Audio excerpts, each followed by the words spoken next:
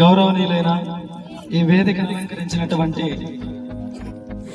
Shri Vande Mataram English medium school యాజమాన్య president గారికి మరియు మా యొక్క కుటుంబ మిత్రులకు, ఇక్కడ విచ్చేసినటువంటి తల్లిదండ్రులకు, ఇక్కడ ఉన్నటువంటి మా ప్రియమైనటువంటి విద్యార్థులందరికీ, మా యొక్క ఉపాధ్యాయ బృందానికి, ఇక్కడ మాకు సహకరించినటువంటి ఈ యొక్క యాజమాన్యం సంబంధించిన వారందరికీ 79వ స్వతంత్ర దినోత్సవ శుభాకాంక్షలు తెలియజేస్తున్నాను.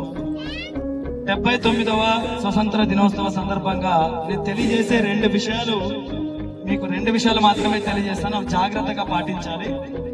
ఒకటి, ఎన్నో కళలతోన, ఎన్నో ఉన్నతమైనటువంటి విలువలతో, ఎంతో ఆశతో మా వంతు మా భారతదేశానికి, నా ఆంధ్ర రాష్ట్రానికి, నా నియోజకవర్గానికి, మా ఊరికి ఏదైనా ఒక కొంత మార్పు చేయాలా అనేటువంటి ఉద్దేశంతో మాత్రమే వందే మాత్రం ఇంగ్లీష్ మీడియం స్కూల్ని స్థాపించడం జరిగింది. కాబట్టి ఇలాంటి స్థాపనలో మాకు పాలు పంచుకొని, మా కష్ట నష్టాలను చూసి మా కోఆపరేట్ చేసినటువంటి మా యొక్క గ్రామ ప్రజానికాన్ని కావచ్చు, ఇక్కడ పంపిస్తున్నటువంటి విద్యార్థులని పంపిస్తున్నటువంటి రుద్రంపల్లి, గురువేపల్లి, మరిమాకులపల్లి, గుత్యాల, ములకనూరు, చెర్లోపల్లి, తిమ్మాపురం, కదర్దేవరపల్లి గ్రామ ప్రజానికానికి శిరస్సు వంచి పాదాభివందనాలు తెలియజేస్తున్నాను. ఎందుకంటే ఇక్కడ ఈరోజు మీ ముందు మాట్లాడుతున్నామంటే దానికి కారణం మా యొక్క గ్రామ ప్రజలు మమ్మల్ని నమ్మి మీ వంతు మీరు ఇచ్చేస్తున్నారనేటువంటి ఉద్దేశంతో మా వరకు నమ్మి మా పాఠశాలలో జాయిన్ చేసినందుకు ఇంకొకసారి శిరస్సు వంచి పాదాభివందనాలు తెలియజేస్తున్నాను.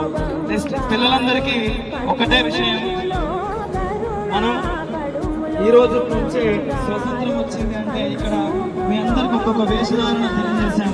ఈ యొక్క వేషధారణ ఎందుకు తెలియజేశామంటే మన యొక్క భారతదేశం ఉమ్మడి భారతదేశం కాబట్టి, ఉమ్మడి మతాల భారతదేశం కాబట్టి, భిన్నత్వంలో ఏకత్వం దేశం కాబట్టి, ఇక్కడ మనం ముస్లిమ్స్ అయితే ఏమి, హిందువులు అయితే ఏమి, క్రిస్టియన్స్ అయితే ఏమి, డిపార్ట్మెంట్ వైజ్ సపరేట్ గా నేను వేషధారణ. దీనికి కారణం మన భారతదేశం అంతా ఒకటే అనేటువంటి నినాదాన్ని చాటి చెప్పాలని ఈ యొక్క వేషధారణతో మనం ఆడికి వెళ్తున్నాం. కాబట్టి ఈ యొక్క వేషధారణని చెప్పినటువంటి వన్ డేలో మిమ్మల్ని ఇంత చక్కగా అలంకరించి ముందుకు పంపించినటువంటి పేరెంట్స్ అందరికీ ఇంకొకసారి ప్రత్యేకంగా ధన్యవాదాలు తెలియజేస్తున్నాను. ఇంకా ముఖ్యంగా ఇక్కడ సందర్భాన్ని మా యొక్క డాడీ అంటే మా నాన్నగారు జెండావందనం చేయడం చాలా హర్షణీయం. ఎందుకంటే ఎంతో గొప్ప స్థాయికి ఎదిగితే తప్ప, ఎంతో గొప్ప లక్షణాన్ని స్థాపన చేస్తే తప్ప జెండాని ఎగరేసేటువంటి అవకాశం అందరికీ రాదు.